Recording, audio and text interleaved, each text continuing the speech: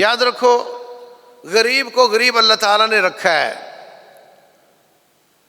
انظر کیف فضلنا بعضهم علی بعض، دیکھو ہم بعض کو بعض پر کیسے فضیلت دیتے ہیں، ہم دیتے ہیں.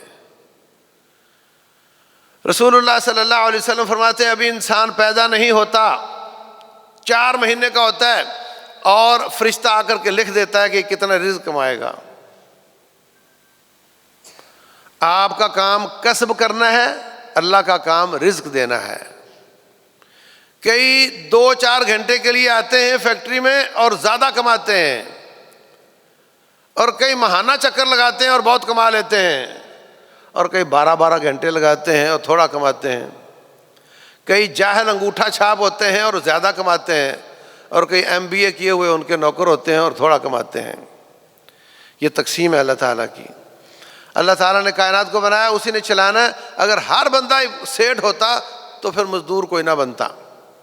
تو جب مزدور کو مزدور رب نے رکھا ہے تو پھر حکم دیا ہے کہ اس کا تعاون کرو، کہیں یہ خطے غربت سے نیچے نہ چلا جائے. اس کو کہتے ہیں management of poverty. Poverty gap کو کم از کم کرنا.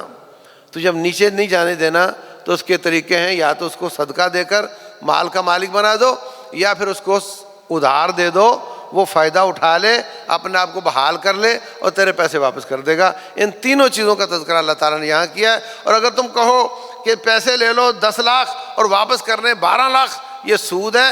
اس سے غریب تر ہوتا ہے، پاورٹی گیپ اور زیادہ ہو جاتا ہے.